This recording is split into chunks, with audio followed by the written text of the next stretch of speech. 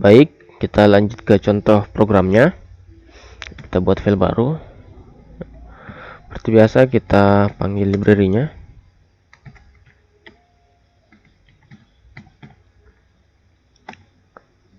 Kemudian kita deklarasikan variabel, bisa kita gunakan total. Kemudian kita gunakan juga array untuk menampung datanya. Total nanti banyaknya data yang akan disorting. Ya. Untuk membuat program dari contoh yang ini tadi, kita bisa gunakan function atau fungsi. Jadi ini merupakan bagian dari program yang bisa kita gunakan kembali. Jadi bisa kita gunakan berkali-kali. Jadi ada fungsi yang memiliki nilai kembalian, ada juga yang tidak mempunyai. Nah, di program kali ini kita gunakan fungsi yang tidak mempunyai nilai balikan.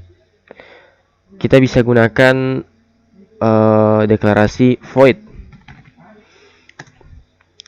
Pertama, kita buat fungsi untuk menampung datanya, data yang kita masukkan.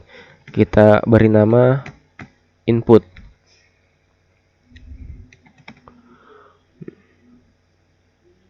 Kemudian kita buat labelnya, masukkan nilai yang disort. Masukkan nilai yang disort, maksudnya berapa? Apakah 5, 6, 7, atau 8?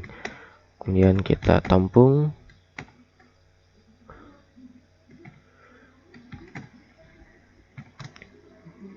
Di variabel total. Setelah kita sudah tahu berapa jumlah data yang akan disortir, kemudian kita masukkan satu persatu datanya. Masukkan nilai pada, oh ya, kita gunakan perulangan ya. Kita selesaikan dulu ini, bisa pada indeks ke.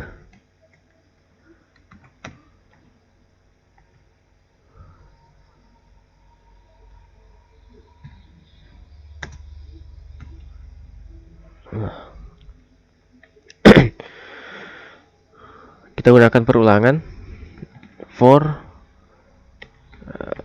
integer a, bisa a ya, 0. A kurang dari total. Total ini adalah jumlah data yang akan kita sortir. A plus. Ini kita masukkan di sini.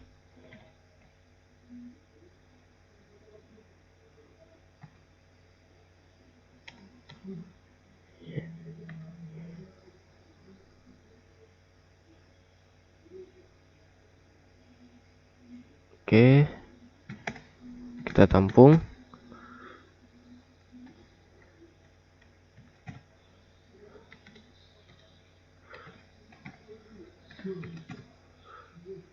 Jadi kita tampung di data A. Jadi ini akan nanti menampilkan indeks ke berapa. Jadi indeksnya dimulai dari 0. Jika kita mau mulai dari 1, bisa kita tambahkan sini tambah 1. Berarti nanti dimulai dari 1.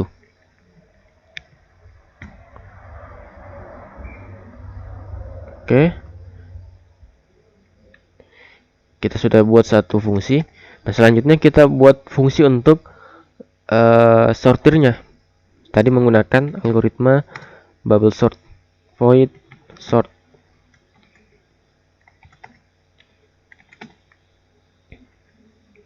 Kita deklarasikan integer untuk menampung nilai di sini, di sortingnya. Kita gunakan lagi perulangan untuk memanggil data yang telah dimasukkan tadi di input A kurang dari total. Oh ya, sini ada n kurang 1, berarti kita juga tambah di sini total kurang 1, karena total ini sama dengan n. N kan jumlah data, kemudian kita di sini jumlah datanya kita pakai variabel total, jadi sama. A plus kemudian kita perulangan lagi untuk main selanjutnya. Sini kita gunakan B.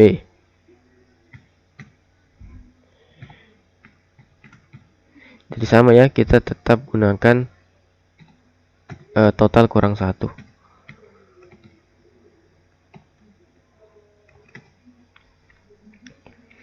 Nah, sini kita masukkan yang ini. Jika elemen pertama lebih besar, if data B, data B ini yang di sini yang setelah kita ulang tadi, lakukan perulangan, sudah kita panggil, lebih besar dari data B tambah 1. Artinya data yang ada di sebelahnya. Misalnya data B ini adalah 3, indeks ketiga, berarti data B tambah 1 adalah indeks keempat. Nah, ini sesuai juga dengan yang ini, prinsip ini, Xj Xj plus 1.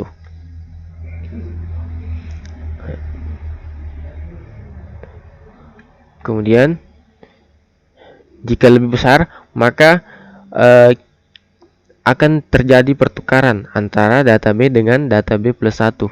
Nah, rumusnya bisa seperti ini.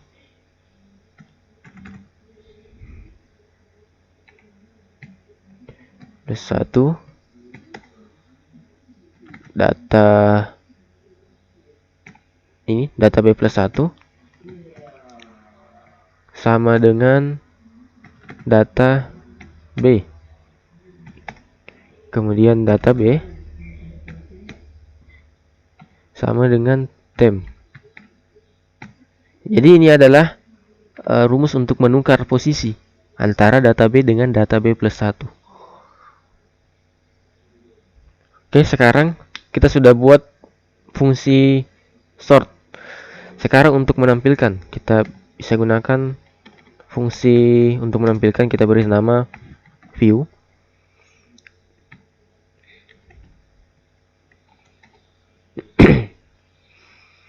For integer. Jadi kita panggil data yang di sini tadi. Data yang ini yang kita masukkan, data A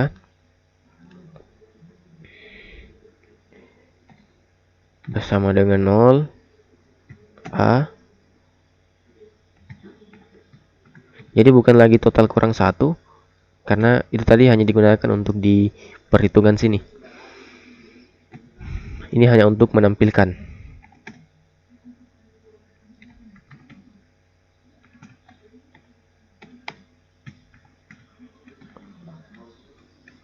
Print send kita gunakan ini supaya dia nanti ada jarak. Kita panggil data A. Jadi ini juga tadi ditampung di data A ini.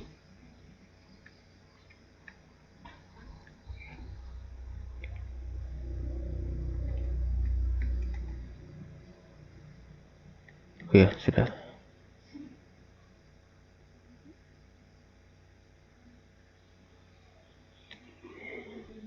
Cek lagi ya. Kita hapus. Kemudian bisa kita berikan baris baru seperti ini. Ini function view-nya sudah selesai. Sekarang kita buat function utamanya. Seperti biasa kita gunakan integer main. Ini function utama di C++. Pertama kita panggil input, function input. Yang ini untuk memasukkan data kita panggil. Kemudian kita berikan label. Untuk kita kenali, pertama kita tampilkan sebelum, sini bisa kita tambahkan baris baru, sebelum data disort ya, sebelum data disorting ya, bisa seperti ini, sebelum data disorting. Nah,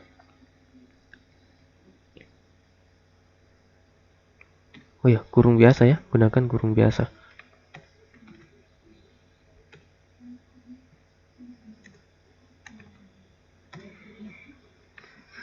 Nah, kemudian kita tampilkan menggunakan function view.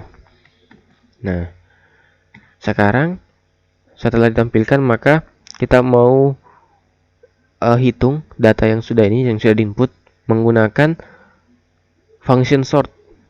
Kita panggil function sort. Kemudian kita berikan juga label untuk view-nya. Setelah data di sorting. Nah, kita panggil view.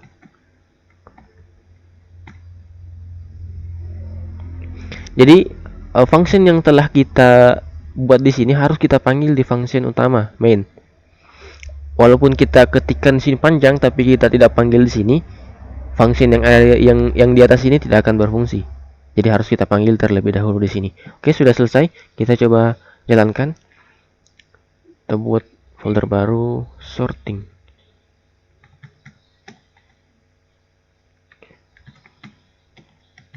Bubble sort. Nah, ada yang salah di bagian view-nya. Oh ya, di sini tidak ada titik koma.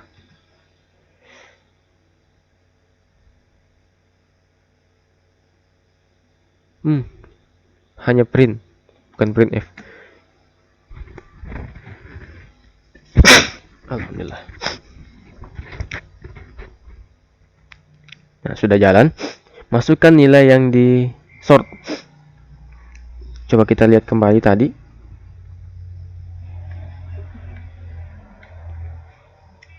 Ada 5 data. 5. Yang pertama 9. Oh ya. Kita perbaiki dulu ya supaya lebih rapi. Di sini tadi saya lupa buat tanda sama dengan. Oke, kita ulang. Sini 5. Indeks ke-1 9.